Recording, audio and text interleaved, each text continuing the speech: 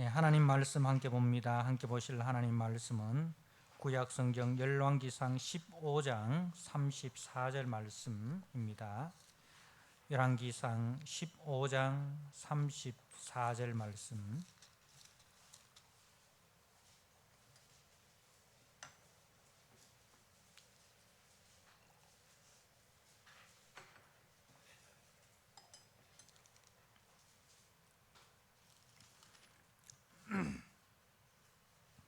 열왕기상 15장 34절.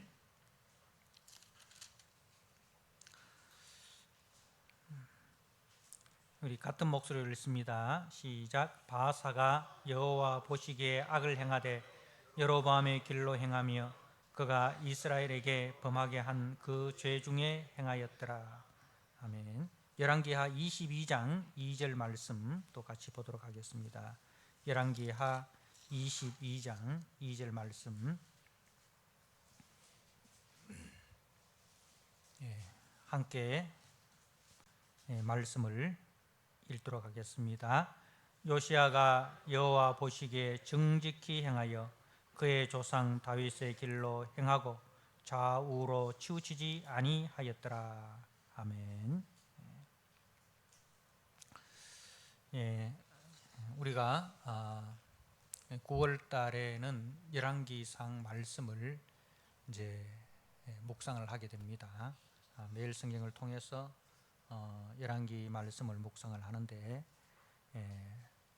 오늘 이제 열왕기상 15장, 열왕기하 22장의 말씀에 여호와 보시기에라는 말씀이 동일하게 나오고 있습니다.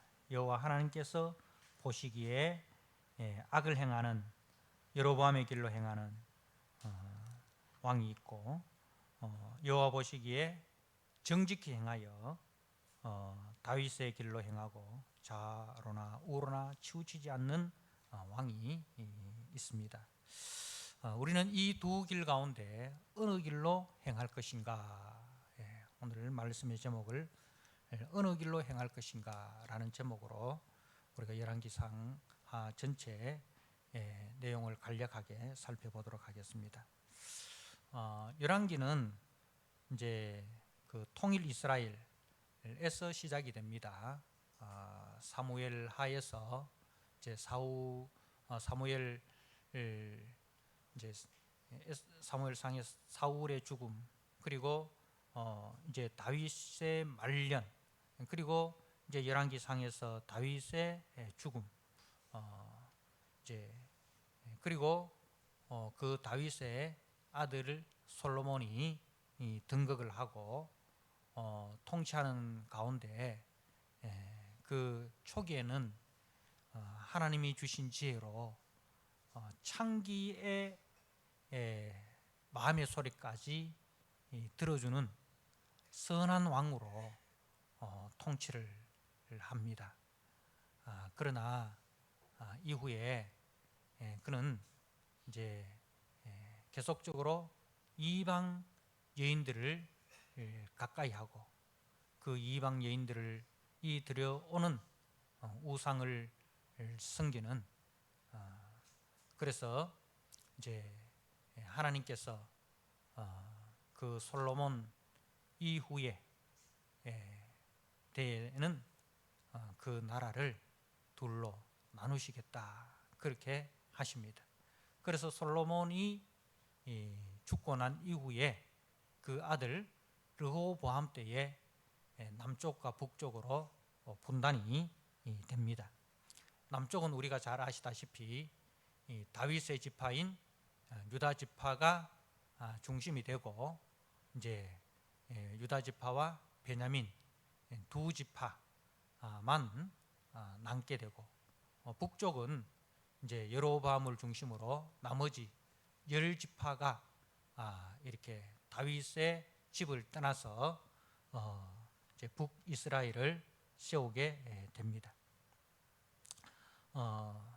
이제 남쪽 유다는 그 솔로몬 이후에 르호보암에서부터 시드기야에 이르기까지 이 19명의 왕이 등극을 합니다. 그 중간에 아달랴라는 아합의 딸이 이제 그 왕으로 통치를 하지만, 그러나 성경은 그 아달랴를 유다의 공식적인 왕으로 수에 치지 않습니다. 그래서 아달랴를 제외하고 19명의 왕이 등극을 합니다. 근데 이 19명 모두가 다윗의 후손들입니다. 그런데 이에 반하여 북쪽 이스라엘은 20명의 왕이 등극을 하는데, 이제 아시다시피 북이스라엘 초대 왕이 여로보암 1세입니다. 그 뒤에 이제 여로보암 2세가 이제 중간에 등장하기 때문에 구별해서 여로보암 1세라 하는데, 보통 여로보암이라 그렇게 하죠. 이 여로보암의 후손이 끝까지 가는 게 아니에요. 이제 20명의 그 왕들 중에서 왕조가 9번이나 교체가 됩니다. 왕조가 9번이나 교체가 됩니다. 우리로 할 것 같으면 이제 김씨가 왕을 하다가 2, 3대 하다가, 그 다음에 이제 반역이 일어나서 이씨가 2, 3대 하다가, 또 반역이 일어나서 박씨가 2, 3대 하다가, 뭐 이렇게 이제 그렇게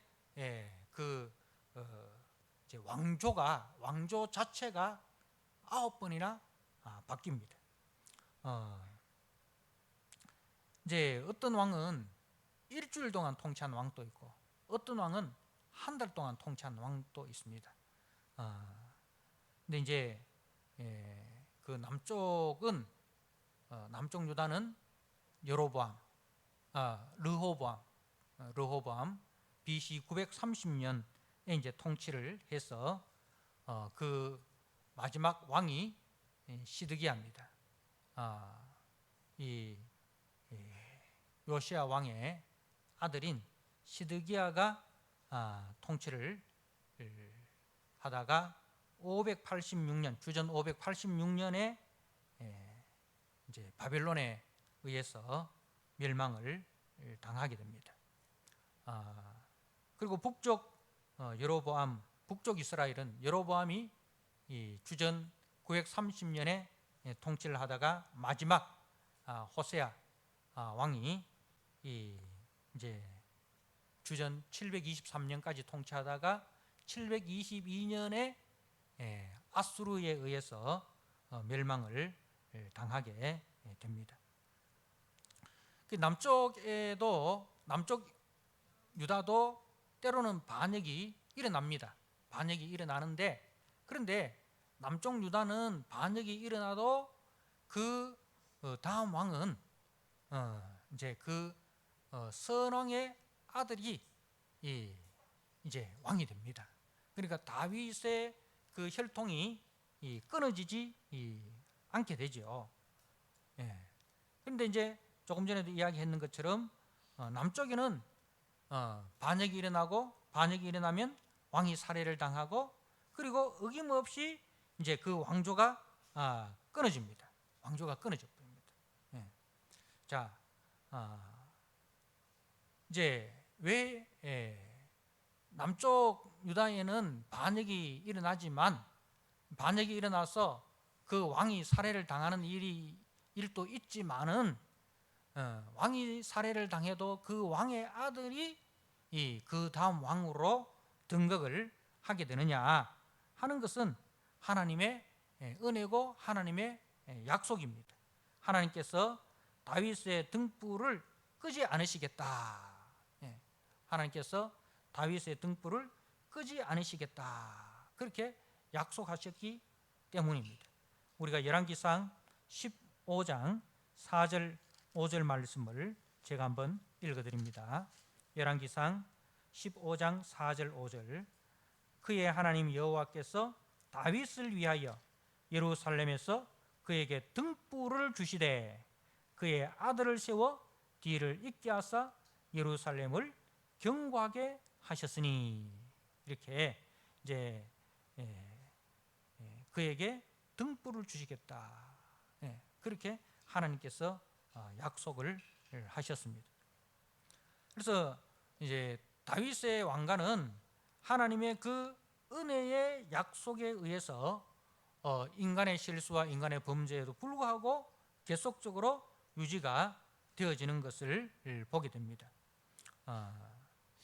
자, 그리고 우리가 열왕기를 묵상을 하면서 특별히 이 왕들의 통치를 이제 눈여겨 보면서 그 왕들에 대한 평가입니다. 왕들에 대한 평가인데, 이제 그 남쪽 유다는 다 다윗의 혈통이잖아요. 다윗의 혈통인데, 그런데 그 19명의 왕들 중에서 하나님 보시기에 정직히 행하였다. 하나님 보시기에 정직히 행하였다라고 이렇게 칭찬하는, 칭찬만 있는 그 왕이 두 사람밖에 없어요. 두 사람밖에. 그 19명의 왕들 중에서 히스기야와 요시야 두 왕이고, 그리고 이제 대체로 여호와 보시기에 정직하게 행하였더라. 이렇게 대체적으로, 조건적으로 그렇게 여호와 보시기에 정직히 행한 왕은 6명입니다. 아사 왕, 여호사밧 왕, 요아스 왕, 아마샤, 아사랴, 우시아라고도 하죠. 그리고 요담, 요 6명. 그러니까 이제 평균 이상의 점수를 받은 사람은 19명 중에 8명이에요. 8명. 그리고 나머지 이 11명은 여호와 보시기에 이제 악한 왕으로, 여호와 보시기에 악한 왕으로 평가를 받게 됩니다. 그러니까 그 19명 중에 절반도 안 되잖아요. 그죠? 19명 중에 8명만 하나님 보시기에 이제 대체적으로 정직하게 행한 왕으로 그렇게 평가를 받고, 나머지 11명의 왕은 여호와 보시기에 악한 왕으로 그렇게 평가를 받습니다. 반면에 북이스라엘은 20명의 왕이 등극을 했다 했잖아요. 근데 그 20명의 왕이 한결같이 여호와 보시기에 악한 왕으로 평가를 받고 있다는 사실입니다. 자, 이제 그 유다, 남쪽 유다와 북쪽 이스라엘의 그 왕들을 평가하는 기준은, 그 남쪽 유다를 평가하는 기준은 다윗이 기준이 됩니다. 다윗이 기준이 되어 가지고 그의 조상 다윗의 길로 행하였더라. 그 요시야 왕은 요시야 왕을 평가하는 열왕기하 22장 2절에 보면 그의 조상 다윗의 길로 행하였더라. 그렇게 나오죠. 그런데 열왕기하 16장 2절 아하스 왕을 평가하는 거 보면 그의 조상 다윗과 같지 아니하여, 이렇게 다윗의 기준이 되는 거예요. 이 다윗을 기준으로 해서 다윗과 같은 다윗의 길로 행한 왕은 선한 왕이 되고, 다윗의 길로 행하지 아니하는 왕은 악한 왕이 되는 것입니다. 이와는 달리 이제 북쪽 이스라엘은 느바스의 아들 여로보암이 평가의 기준이 되는데, 여로보암은 이제 악한 왕의 전형이고 다윗과 정반대되는 인물입니다. 그래서 이제 우리가 열왕기상 15장 34절 처음에 읽었죠. 바하사가 여호와 보시기에 악을 행하되 여로보암의 길로 행하며, 여로보암의 길로 행하며 그가 이스라엘에게 범하게 한 그 죄 중에 행하였더라. 그러니까 여로보암의 길로 행한 그것을 가지고 이제 평가의 기준으로 삼는 거예요. 남쪽 유다는 다윗의 길을 평가의 기준으로 삼고, 북쪽 이스라엘은 여로보암의 길을 평가의 기준으로 삼는다는 겁니다. 그러니까 참된 왕의 기준은 누구예요? 다윗 왕입니다. 다윗 왕이고, 그리고 다윗 왕가의 소망이 있음을 보여줍니다. 이러한 관점에서 북이스라엘이 이제 다윗의 집을 떠난 것은 크나큰 실수고 범죄입니다. 우리가 열왕기상 12장 16절 말씀을 제가 한번 읽어드립니다. 온 이스라엘이 자기들의 말을 왕이 듣지 아니함을 보고, 이 왕은 이제 르호보암이죠. 르호보암 왕이 북쪽 이스라엘 사람들의 말을 듣지 아니하였습니다. 그래서 그 르호보암 왕에게 대답하여 이르되, 우리가 다윗과 무슨 관계가 있느냐? 이새의 아들에게서 받을 유산이 없도다. 이스라엘아, 너희 장막으로 돌아가라. 다윗이여, 이제 너는 네 집이나 돌아보라 하고 이스라엘이 그 장막으로 돌아가니라. 그래서 이제 그 북쪽 여로보암을 중심으로 한 북쪽 사람들이, 열지파들이 이제 솔로몬의 아들 르호보암이 자기들이 요구하는 것을 들어주지 않으니 이제 다윗의 집과 우리는 관계없다 하면서 다윗의 집을 떠난 거예요. 오늘날로 말하면 이제 교회가 이랬어야 되나, 성도가 이랬어야 되나, 이럴 바에는 교회도 필요 없다, 이럴 바에는 신앙도 필요 없다 하고 신앙을 떠나버리는 거예요. 신앙을 떠나버리는 거예요. 여러분, 교회는 천국이 아닙니다. 그죠?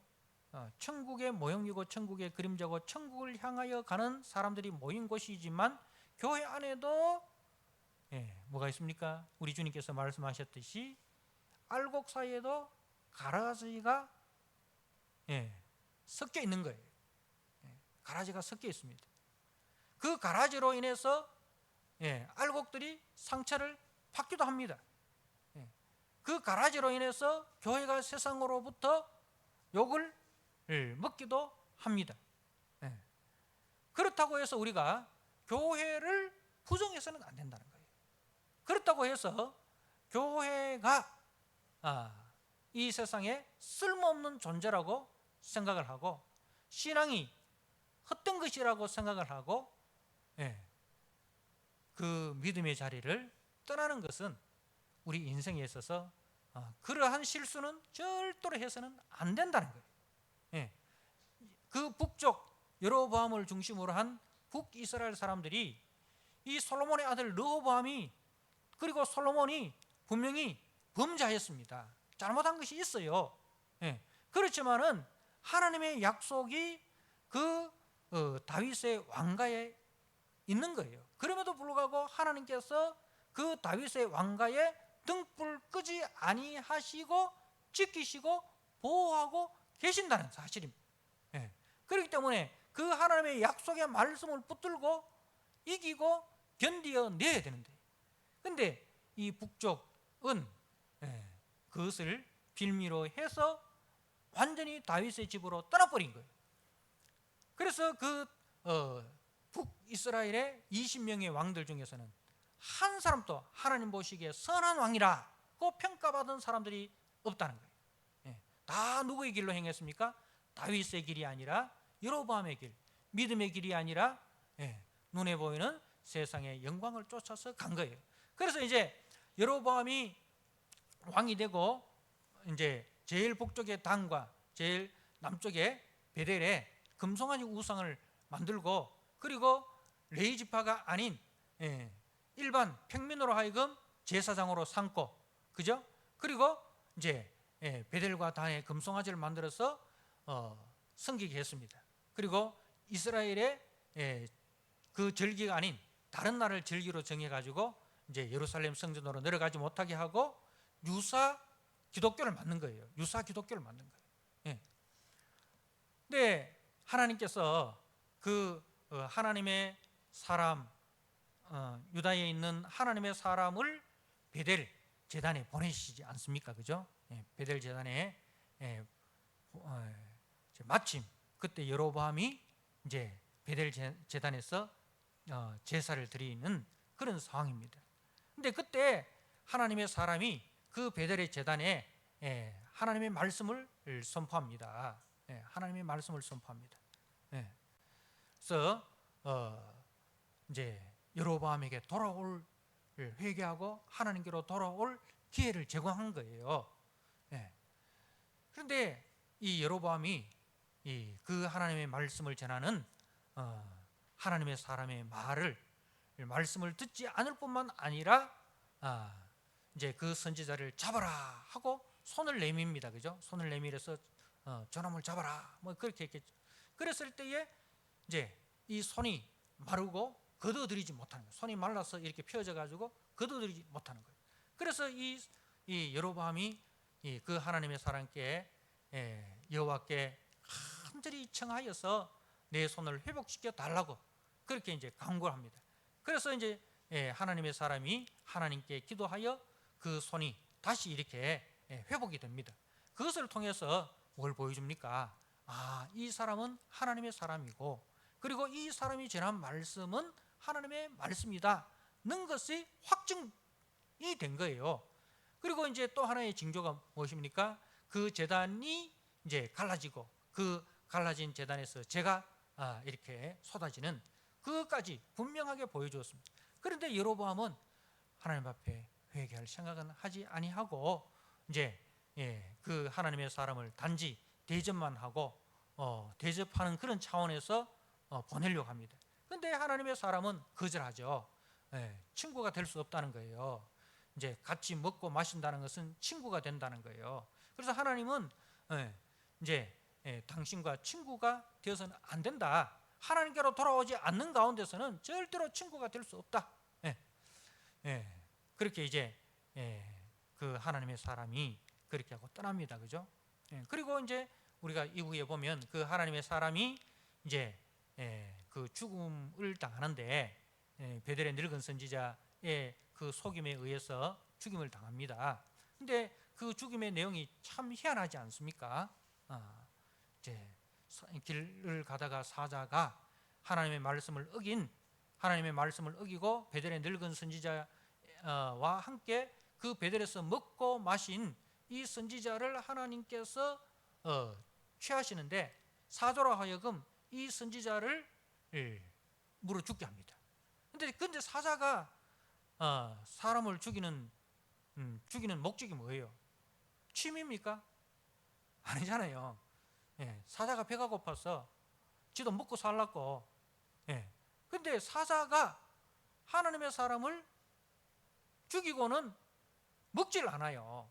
그리고 그 옆에 하나님의 사자가 타고 간 나귀가 있는데 이 나귀도 먹지 않아요. 그죠? 그리고 사자와 나귀가 그 선지자의 죽은 곁에 그냥 머물러 서 있는 거예요. 희한한 거죠. 근데 이제 그것을 통해서 뭘 보여줍니까? 그 여로보암과 베델과 북이스라엘의 사람들에게 주시는 하나님의 메시지예요. 자신의 선지자를 죽이시면서까지 하나님께서 저들에게 전하고 싶은 메시지예요. 하나님의 사람이라 할지라도 하나님의 말씀에 불순종할 때 하나님의 말씀은 거기에 대해서 반드시 징계하신다라는 그 하나님의 엄의하심, 하나님의 말씀의 그 엄의하심을 보여준 거예요. 그러니까 그것을 통해서 여로보암 그리고 베델 그리고 더 나아가서 북쪽 이스라엘이 하나님은 살아계시고 하나님의 말씀은 1.1억도 변함없이 반드시 성취되는구나. 하나님의 말씀에 순종하는 길이 사는 길이요, 하나님의 말씀에 불순종하는 길은 죽음의 길이구나. 그 메시지를 하나님께서 자신의 선지자를 희생시키면서 그 메시지를 전한 건데, 근데 여로보암은 아무런 변동이 없습니다.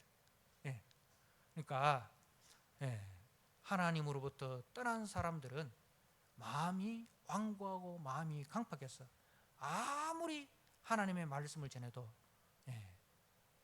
듣는 기가 없습니다. 듣는 기가 없습니다. 그래서 우리가 전도를 하다 보면 참 답답한 그런 경우들이 있지 않습니까? 저들이 하는 말이 뭡니까? 천국 가봤나? 지옥 가봤나? 지옥에 갔다 온 사람 있으면 그 사람이 전하는 말이면 내가 듣겠다. 천국에 갔다 온 사람이 그 전하는 말이면 듣겠다. 근데 성경은 뭐라고 이야기합니까? 부자와 거지 나사로 비유해서 부자가 이제 그 아브라함에게 청하지 않습니까? 아직 세상에는 내 형제 5명이 있는데 이 죽은 나사로를 살려서 우리 형제들에게 보내셔서 어떻든 살았을 때 예수 잘 믿고 신앙생활 잘해서 이 지옥의 고통은 당하지 않게 그렇게 좀 그 죽은 나사로를 살려서 보내달라고 하니까 아브라함이 하는 말이 뭡니까? 거기는 모세와 모세의 말을 전하는 선지자들이 있다. 그 모세의 글과 선지자들이 하는 말을 듣지 않는 사람은 죽은 사람이 살아나서 전해도 듣지 않는다. 그러니까 아브라함도 아는 거예요. 믿지 않는 사람들의 마음이 얼마나 강팍한지. 죽은 사람이 살아나서 전해도 안 된다는 거예요. 예수님이 왔어도 안 되는데 어떻게 그만큼 이 마음이 완고하고 마음이 강팍하다는 것을 이제 말씀을 합니다. 그래서 이제 이 북이스라엘은 소망이 없어요. 남쪽 유다는 바벨론의 포로로 잡혀갔지만 회복의 약속이 있지 않습니까? 그죠? 회복의 약속이 있습니다. 그런데 북이스라엘은 거기서 끝나버려요. 완전히 혼합 종교가 되어버립니다. 자, 그리고 이제 하나님께서 왕들을 평가하는데 그 평가의 기준은 뭐냐? 하나님의 관심은 어디에 있느냐는 거예요. 선한 왕이다, 악한 왕이다. 그 평가 기준은 그 왕이 어떤 정치적인 업적을 남겼느냐, 어떤 경제적인 성과를 이루었느냐는 것이 왕들을 평가하는 기준이 아닙니다. 우리는 이제 우리 역대 대통령들을 평가할 때에 경제적인 업적, 그죠? 그리고 뭐 정치적인 안정, 뭐 이런 것을 가지고 왕들을 평가를 합니다.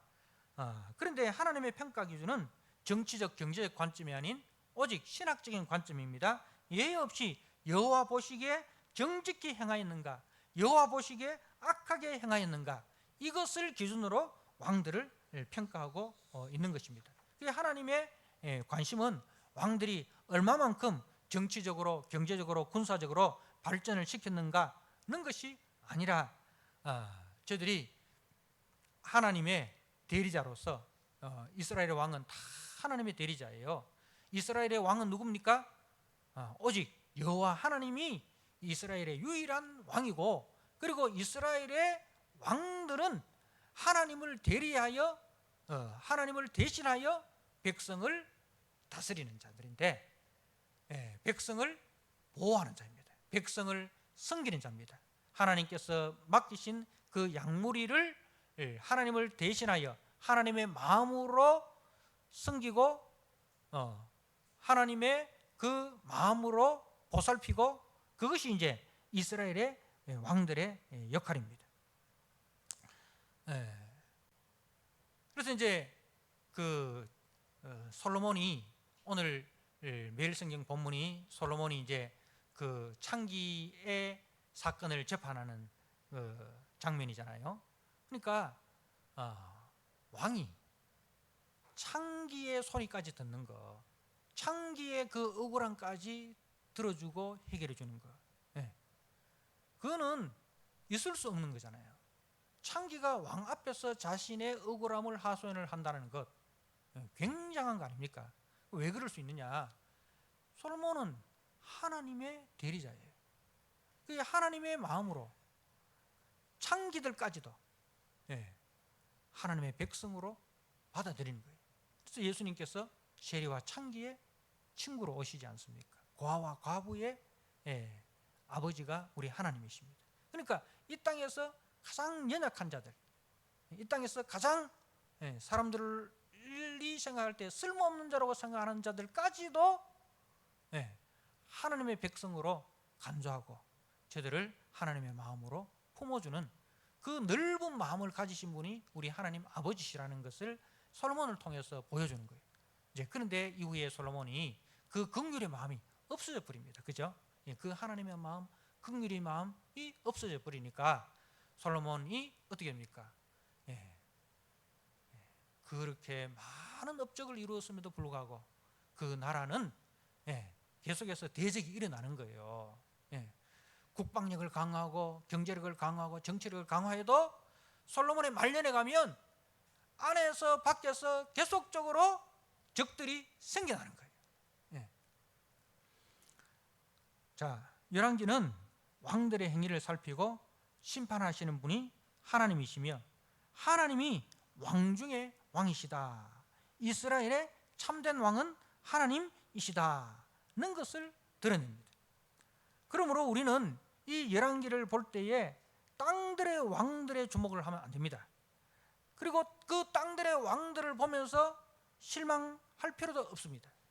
영원한 보좌에서 공의와 사랑으로 통치하시는 하나님을 주목해야 됩니다.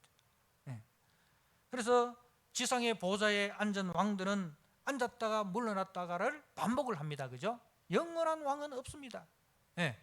그들은 앉았다가 잠시 앉았다가 조금 있으면 물러납니다. 그러나 하늘 보좌에 앉으신 왕은 영원하십니다. 자, 우리가 이사야서 6장 1절 말씀을 한번 보도록 하겠습니다. 이사야 6장 1절입니다. 우리가 잘 아시는 말씀인데요. 이사야 6장 1절 제가 한번 읽어드립니다. 우시야 왕이 죽던 해에 내가 본즉 주께서 높이 들린 보좌에 앉으셨는데, 우시야 왕, 이 남쪽 유다의 우시야 왕이 이제 죽었습니다. 그 땅의 보좌는, 땅의 보좌에 앉은 사람은 어떻습니까? 한계가 있습니다. 유한합니다. 그죠? 유한합니다. 영원히 통치하지 못합니다. 그래서 그 땅에 앉은 우시야 왕은 그 보좌에서 물러나게 된 거죠. 그런데 그래서 그 땅에 있는 왕이 이 죽음으로 이제 절망 가운데, 그죠? 절망 가운데 있게 되지 않습니까? 땅의 왕이 죽었으니까. 그런데 이사야 선지자는 어디를 봅니까? 내가 본즉 주께서 높이 들린 보좌에 앉으시네. 또 하나의 보좌가 있습니다. 땅의 보좌가 아니라 어디에 보좌가 있습니까? 하늘 보좌입니다. 그죠? 하늘 보좌에 앉으신 주님, 그 하나님을 바라보는 것입니다. 그렇습니다. 이제 우리는 이 땅의 보좌에 앉은 자들의 통치를 받는 자들이 아니라 하늘 보좌에 앉으신 분의 통치를 받는 사람입니다. 그 하늘 보좌에 앉으신 하나님의 말씀을 따라서, 그 율법과 규례를 따라서 우리는 이 땅을 살아내어야 하는 사람들입니다. 그래서 그런 사람을 여호와 보시기에 정직히 행한 왕이라, 그렇게 칭찬을 합니다. 사랑하는 성도 여러분, 하나님이 나의 왕이시고 나는 그 나라 백성임을 잊어서는 안 됩니다.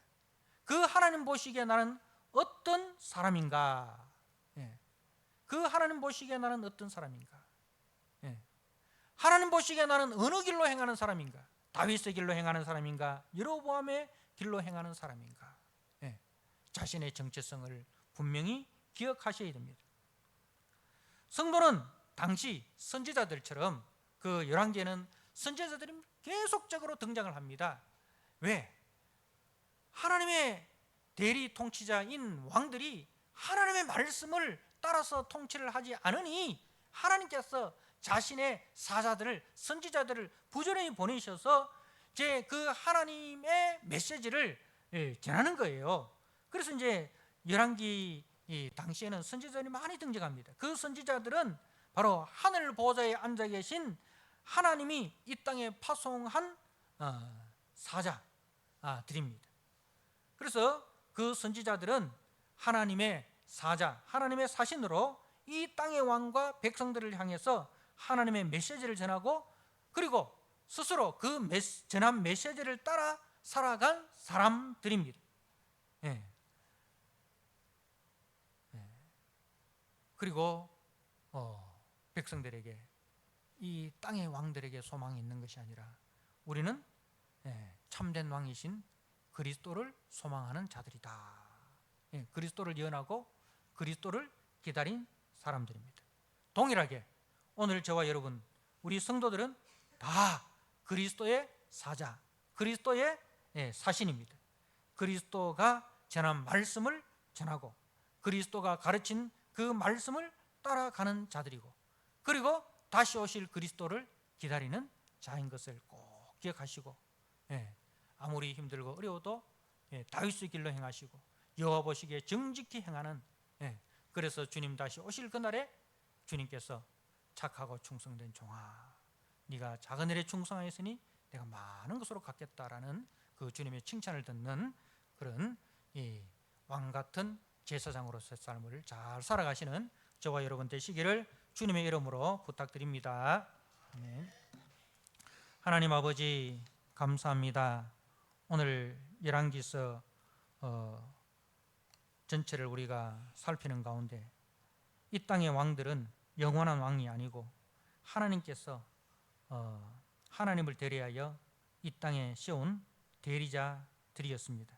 저들이 하나님의 마음을 받아서 하나님의 말씀을 따라 통치하면 저들은 여호와 보시기에 정직한 왕이지만, 그러나 하나님을 무시하고 자신의 통치 철학을 가지고 오직 눈에 보이는 정치, 경제, 국방력만 강화한다면 저들은 아무리 세상 사람들이 보기에 큰 업적을 남겨도 저들은 여로보암의 길로 행한 여호와 보시기에 악한 왕들이었음을 성경은 말씀하고 있습니다. 하나님 아버지, 우리는 여호와 하나님 보시기에 어떤 성도인지요, 우리는 어느 길로 행하는 성도인지요. 하나님 아버지, 열왕기 당시에 하나님께서 자신들의 자신의 선지자를 부지런히 보내셔서 하나님의 말씀을 전하고 그리고 그 말씀을 따라 좁은 길을 걸어가게 하셨습니다. 그리고 다시 오실 그리스도를 소망하게 하셨습니다. 하나님 아버지, 우리도 그 선지자들처럼 이 땅에 보낸 하나님의 사자요 그리스도의 편지인 것을 기억하게 하시고, 그리스도께서 걸어가신 그 길, 그리스도께서 선포하신 그 말씀을 따라 걸어가는 자들이 되게 하여 주옵소서. 그래야 주님 이 땅에 다시 오셔서 저희들을 심판하실 때에 주님 보시기에 정직히 행하고 주님 보시기에 칭찬만 듣는 그런 복된 성도들, 복된 교회 되도록 주님 축복하여 주옵소서. 한 주간 또 세상 속에서 살아갑니다. 하나님 아버지, 많은 길이 있지만 오직 그리스도의 길로 행하는 우리 성도들 되어서 세상 속에서 빛이 되고 소금이 되게 하여 주옵소서. 예수님께 하신 이름으로 감사하며 기도드리옵나이다. 아멘.